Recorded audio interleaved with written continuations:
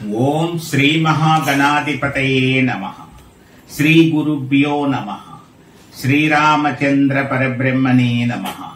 మాతృదేవో భవ, పితృదేవో భవ, ఆచార్య దేవో భవ, అతిథి దేవో భవ. భగవద్భక్తులారా, పవిత్రమైనటువంటి మహిమాన్వితమైనటువంటి కార్తీక మాసంలో కార్తీక పురాణం 3వ రోజులోకి ప్రవేశించాం. ముందుగా ఈ రోజు అంటే 3వ రోజు ఏమి ఆచరించాలి అనేటువంటి విషయాన్ని మనం తెలుసుకుందాం. ఎందుకంటే సులభంగా కొన్ని విధానాలు మనం ఆచరించినట్లయితే ఎక్కువ ఫలితాన్ని పొందేటువంటి ఉంటాయి. సాధారణంగా ఇప్పుడు కార్తీక మాసంలో పూర్తి నియమనిష్టలతో చేస్తున్నటువంటి వాళ్ళు తక్కువ మంది ఉన్నారు. కొంతవరకు చేసేవాళ్ళు కొంతమంది ఉన్నారు. ఏదో కొద్దిగా చేసేవాళ్ళు కొంతమంది ఉంటారు. అందువల్ల అందరికీ ఉపయోగపడే విధంగా ఉన్న విషయాలు చెబితే ఎవరికి నచ్చినది, ఎవరికి వీలైనది, ఎవరికి అనుకూలంగా ఉన్నది వాళ్ళు పాటిస్తారనే ఉద్దేశంతో మొత్తం విషయాన్ని అంతటినీ మీకు వివరించేటువంటి ప్రయత్నం చేస్తున్నాను. 3వ రోజు తదియా తిథి, పాడ్యమి, విదియ, తదియ. కార్తీక మాసంలో 3వ రోజు. ఈ తదియ తిథి నాడు ఎప్పుడు తదియ తిథి వచ్చినా సరే అమ్మవారి ఆరాధన చాలా మంచిది. కాబట్టి కార్తీక పురాణంలో కూడా ఈ రోజున అమ్మవారిని ఆరాధించాలి, పార్వతీదేవిని. అంటే ఆవిడకి అనేక పేర్లున్నాయి. గౌరీదేవి, సమస్తమైనటువంటి శుభములకు ఆమె అధిష్టాత్రి కాబట్టి ఓం శ్రీ మంగళ గౌరీదేవ్యై నమః, ఓం శ్రీ మంగళ గౌరీదేవ్యై నమః, ఓం శ్రీ మంగళ గౌరీదేవ్యై నమః అనే నామాన్ని మీరు ఎన్నిసార్లు ఈ రోజు అనుకుంటే అంత మంచిది. మీ వీలును బట్టి పూజ చేసుకుంటామండి కాసేపు అనుకుంటే కుంకుమతోటి పూజ చేయండి. ఓం శ్రీ మంగళ గౌరీదేవి అయిన నమః, ఓం శ్రీ మంగళ గౌరీదేవి అయిన నమః అని. మా దగ్గర పుష్పాలు కూడా ఉన్నాయండి, కాబట్టి వాటితో కూడా పూజ చేయాలండి అనుకుంటుంటే సమయం తక్కువలోనే కాస్త పుష్పాల పూజ, కుంకుమ పూజ 2 అవ్వాలి అనుకుంటే పుష్పాన్ని కుంకుమతో అద్దండి. ఆ కుంకుమతో అద్ది ఓం శ్రీ మంగళ గౌరీదేవి అయిన నమః, ఓం శ్రీ మంగళ గౌరీదేవి అయిన నమః, ఓం శ్రీ మంగళ గౌరీదేవి అయిన నమః అనేటువంటి నామంతో పూజ చేయండి. అటు పుష్పార్చన అవుతుంది, కుంకుమార్చన అవుతుంది. మీకు తెలిసిన విధంగా అగరత్తులు వెలిగించడం, హారతి ఇవ్వడం, ఏదో ఒక నైవేద్యం పెట్టడం, ఇది మామూలుగా జరిగేటువంటి విషయమే. ఇంకా దానముగా ఉప్పును దానం చేయమన్నారు ఈ రోజున, 3వ రోజున.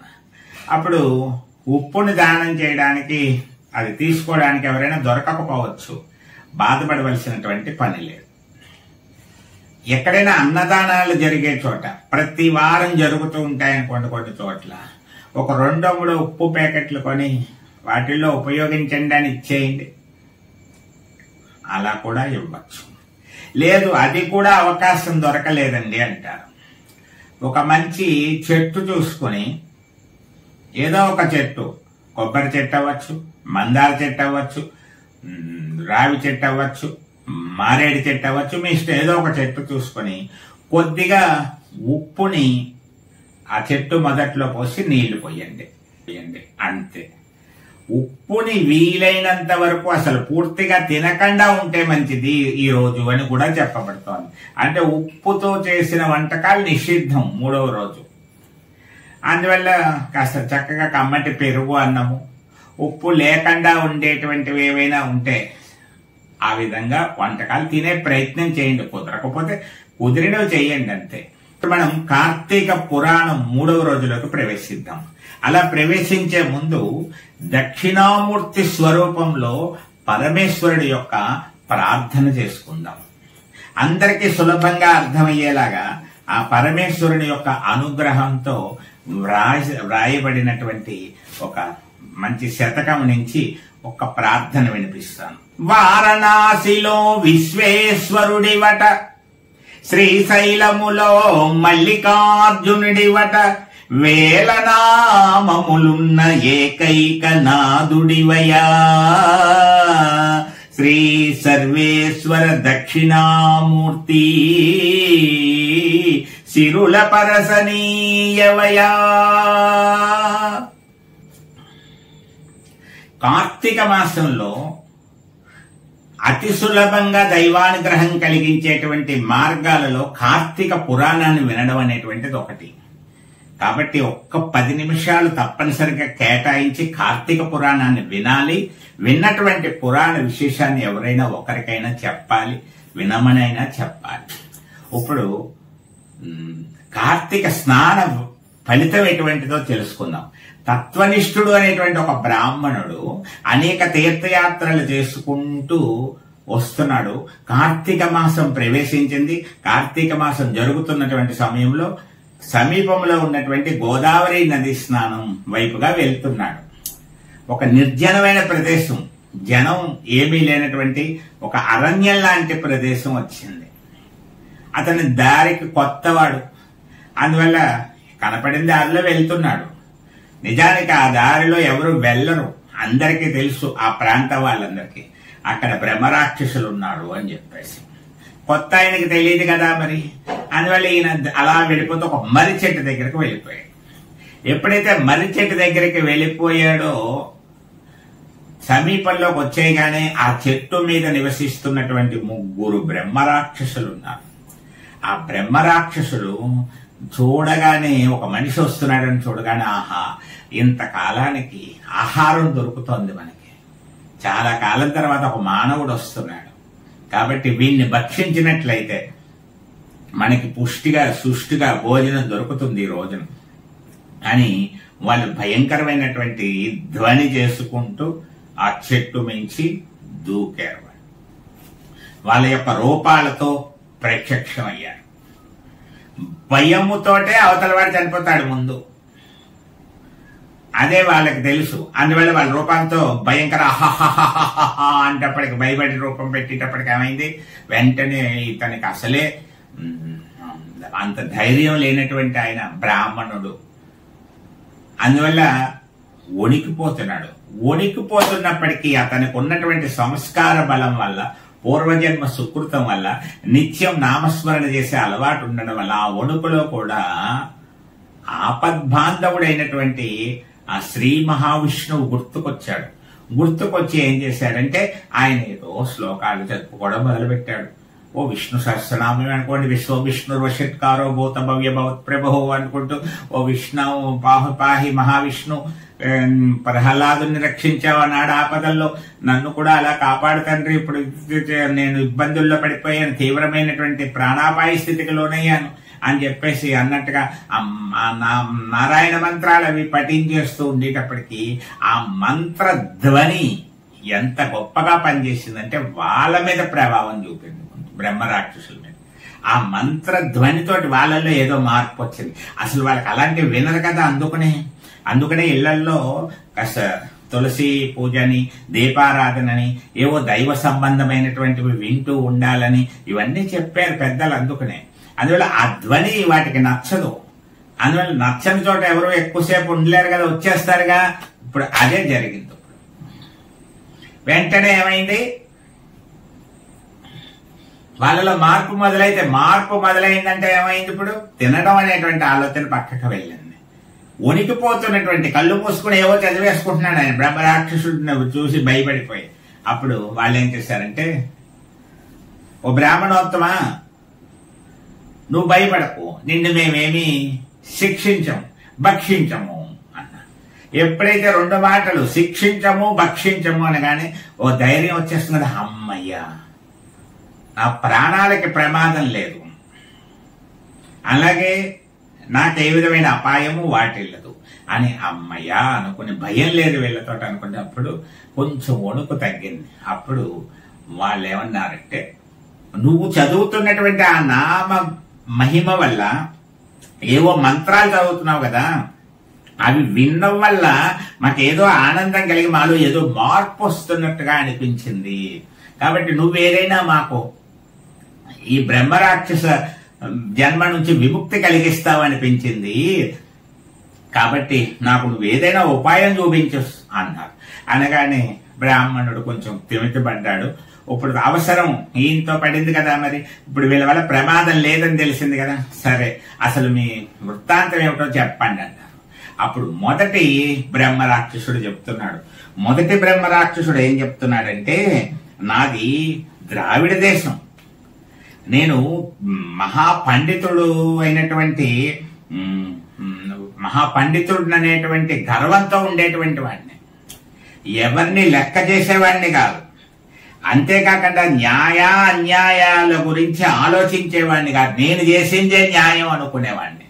అందువల్ల ఏం జరిగిందంటే అనేక మంది గ్రామస్తుల్ని మోసం చేసి కానీ బాటసారులను ఏదో విధంగా ధనాన్ని సంపాదించడం మొదలుపెట్టాడు, కూడబెట్టడం మొదలుపెట్టాడు. ఇలాంటి సమయంలో ఒకసారి ఒక బ్రాహ్మణుడు ఒక ఆయన ఒక మంచి కార్యక్రమాన్ని తలపెట్టుకుని ఆయన వచ్చాడు. ఆయన ఏం చేసుకుంటున్నాడు, ఆయన ఎందుకోసం వచ్చాడు అంటే, ఆయన ఒక మంచి ఏదో దేవాలయ నిర్మాణం వంటివి ఏవో కార్యక్రమాలు చేస్తూ బ్రాహ్మణులు సమారాధన చేయడానికి, అన్నదాన కార్యక్రమం అది చేయడానికి సహాయం అడగడానికి వచ్చాడు. అంతవరకు కొంతమంది ఇచ్చిన ధనం కూడా అతని దగ్గర ఉంది. ఇతని దగ్గరకు వచ్చాడు. ఇతను ఏం చేశాడంటే దుర్భాషలాడాడు, అగౌరవపరిచాడు, ఏదో ఆతిథ్యం ఇస్తాడు అని చెప్పేసి మహాపండితుడని తెలుసుకుని వచ్చాడు. పాపం ఆ పండితుడు ఏం చేశాడు, పామరుడు కంటే హీనంగా ప్రవర్తించాడు, ఇంకా పామరుడే నయం. అందువల్ల ఏం చేశాడు,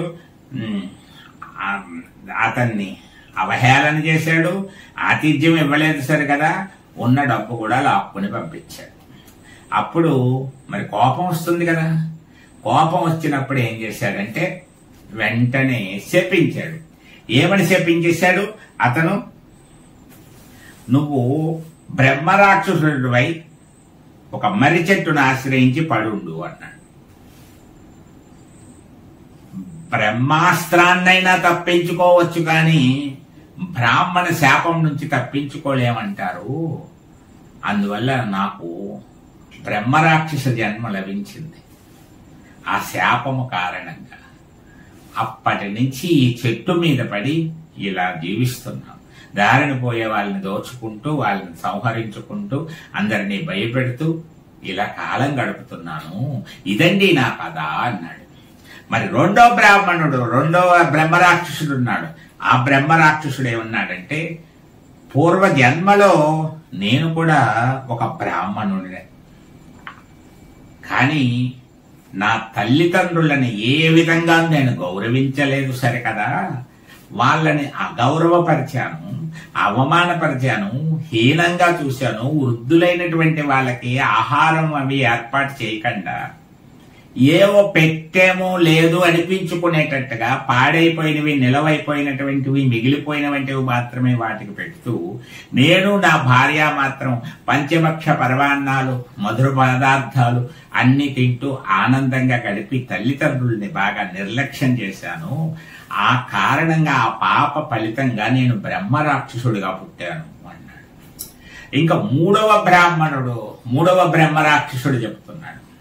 అతను కూడా ఏమన్నాడు, నేను గత జన్మలో ఒక ఆలయానికి అర్చకుణ్ణి, కానీ ఏ నియమనిష్టలు పాటించలేదు, దైవారాధన విషయంలో ఎలాంటి భక్తి శ్రద్ధలు చూపించలేదు,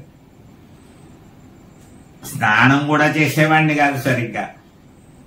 భక్తులు భగవంతుడి కోసం సమర్పించినటువంటి కానుకలు ఏమైనా ఉంటే, పండ్లు ఫలములు నైవేద్య పదార్థములు అవి ఏమైనా ఉంటే, పూల దండలు అవి ఏమైనా ఉంటే అవన్నీ కూడా నా ఉంపుడు కట్టెకు తరలించేసేవాడిని, అక్కడికి పంపించేసేవాడిని. సుఖంగా ఉంపుడు కట్టెతో కులుకుతూ ఉండేటువంటి వాడిని. ఆ పాప కారణంగా, నేను చేసిన అకృత్యాలు కారణంగా నాకు ఈ బ్రహ్మరాక్షస జన్మ వచ్చింది అని చెప్పారు. అప్పుడు ఈ తత్వనిష్ఠుడు వాళ్ళ కథను విని, సరే మీరు బాధపడకండి, మీకు శాప విమోచన మార్గం ప్రయత్నం చేస్తాను. కార్తీక మాసం చాలా విశేషమైనటువంటిది. ఈ కార్తీక మాసము యొక్క స్నాన ఫలాన్ని మీకు ధారపోసి మీకు విముక్తి కలిగేలా చేస్తాను, నాతో రెండని కొంత దూరం తీసుకువెళ్లి ఆయన ఒక నదిలో దిగి కార్తీక నదీ స్నానాన్ని సంకల్పముతో నదీ స్నానాన్ని ఆచరించి అర్ఘ్యపాద్యాదులు అవి ఇచ్చి బయటకు వచ్చి తాను పొందినటువంటి కార్తీక స్నాన ఫలితాన్ని ఈ బ్రహ్మ రాక్షస జన్మ నుంచి విముక్తి కలగడం కోసం ధారపోసాడు వాళ్ళ ముగ్గురికి కూడా. ఎప్పుడైతే ఆ ఫలాన్ని వాళ్ళు పొందారో కార్తీక స్నాన ఫలితం కారణంగా వాళ్ళకి ఆ పిశాచ జన్మలు నశించి బ్రహ్మరాక్షస జన్మలు నశించి మామూలు పూర్వ రూపాలు పొందినటువంటి వారై ఇంకా ఎంత బాగా పనిచేస్తుంటే వాళ్ళకి పుణ్యలోక ప్రాప్తి కలిగేంత స్థాయికి వెళ్లి వాళ్ళు పుణ్యలోకాలకి ఎగిపోయారు. వాళ్ళు ఈ బ్రాహ్మణుడు నమస్కరించి నీ దయ వల్ల మాకు బ్రహ్మరాక్షస విముక్తి కలిగింది, పుణ్యలోక ప్రాప్తి కలిగింది, కార్తీక స్నాన ఫలితం అంత గొప్పది అని చెప్పేసి వాళ్ళు నమస్కరించి వెళ్ళిపోయారు. కాబట్టి మీ అందరికీ తెలియచేసేటువంటి విన్నపం ఏమిటంటే కార్తీక స్నానానికి ప్రాధాన్యత ఇవ్వండి. ఒక్క స్నానమైనా అత్యంత భక్తి శ్రద్ధలతో చేయవలసిందిగా కోరుకుంటూ, మరి సమయం చాలా అవ్వకూడదు కాబట్టి తక్కువ సమయంలోనే ఎక్కువ విషయం అందించాలి కాబట్టి ఒక సులభ మార్గం ఒకటి చెప్తూ ఉంటాను ప్రతిరోజు. కుదిరిన వారు ఆచరించి ఎక్కువ ఫలితాన్ని పొందండి. ఒకటి, ఈరోజు ఒక్క పాయింట్, శివాలయాన్ని కాస్త శుభ్రం చేయండి, తుడవండి. అక్కడ గోసేవ ఏమైనా ఉంటే గోసేవ చేయండి. శివాలయాన్ని శుభ్రం చేసిన ఫలితాన్ని మీరు పొందుతారు. ఏదో ఒక రోజు ఒక తాడుకి మామిడాకులు అవి కట్టి చక్కగా మామిడి తోరణాన్ని శివాలయంలో కానీ విష్ణాలయంలోనూ కానీ కట్టండి. మీరు ఎంతవరకు కట్టగలిగితే అంత కట్టండి, అది కూడా విశేషమైన ఫలం. సర్వే జనా సుఖినో భవంతు, లోకా సమస్త సుఖినో భవంతు.